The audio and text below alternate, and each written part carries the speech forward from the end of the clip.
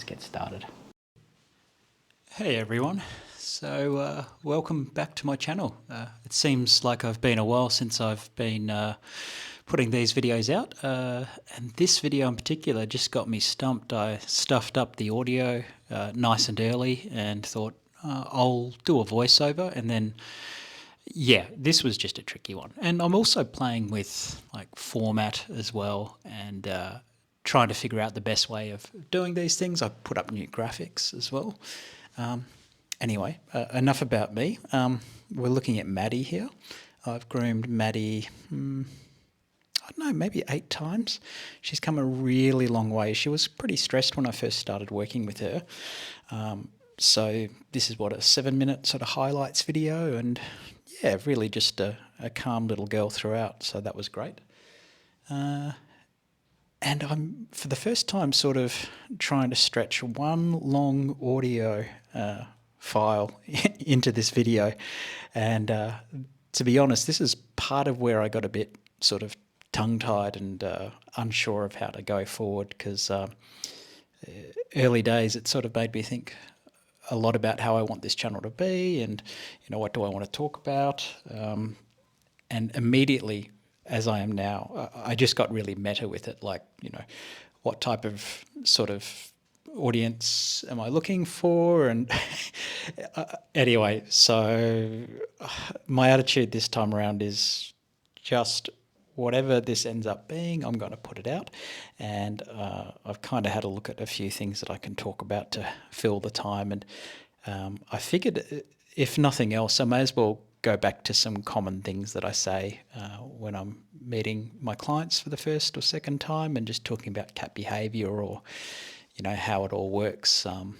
And yeah, should be on pretty solid ground, although it's I don't know that it'd hold long term, because otherwise I'll just be repeating myself all the time. But I guess the most common thing I say about what this job is like is to describe it as half cat psychology and half Brazilian jiu-jitsu. And depending on the cat's age, their needs, their reactions, that can involve more rolling, particularly with younger cats who sort of have a bit of excess energy. You sort of burn that off a little bit. And other times, when you've got more patient cats, absolutely you want to lean into making them feel as calm as possible. And I think this video is a pretty good representation of the style that I like to get to with most cats sooner than later, yeah. So that's one thing I say, half cat psychology, half Brazilian jiu-jitsu. Okay, no edits. How are we going? I'm hoping that this actually... Oh, no. Oh, yeah, I'm hoping that this records well too, because I'm only seeing one little light pop up. What else? Like and subscribe, I could say that. Yeah. If there starts getting comments, then I can reply to comments. So it is entirely possible, though, that I start recording the audio better. But I kind of like the video on this one too much to just throw it in the bin. And for a while I was just going to be like, oh, I'll delete that.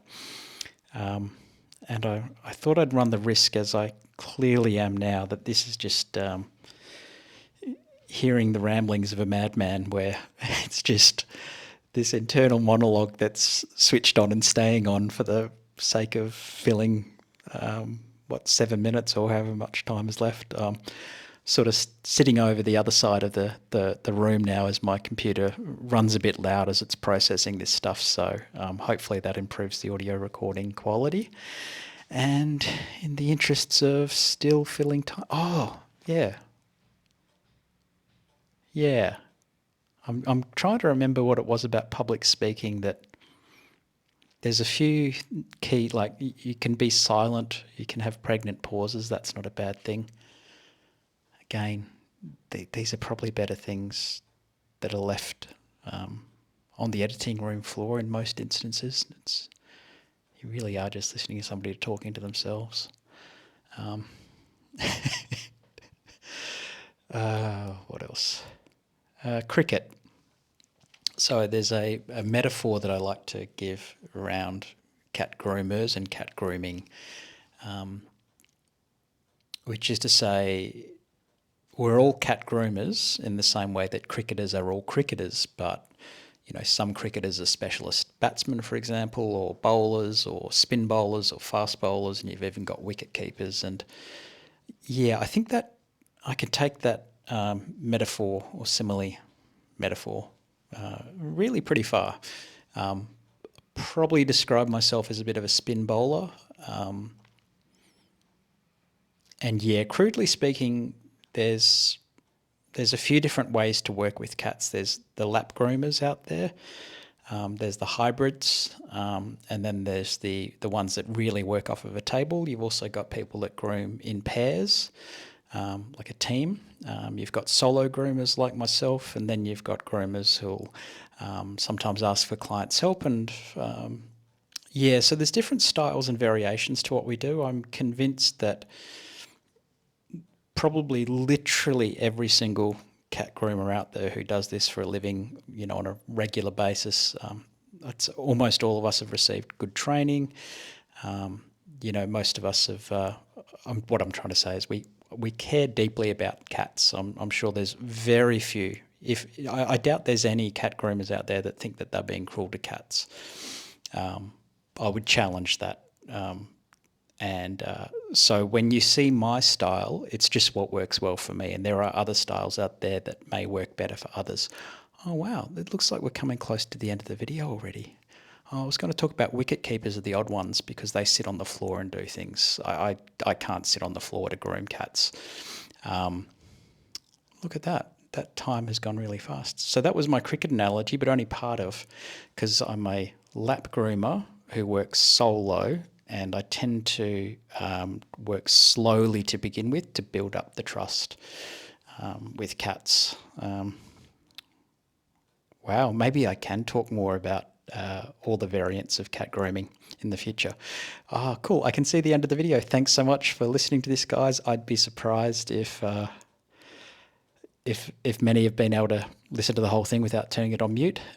Maddie is super cute. Let's just make sure that in the future I keep the cats as the stars.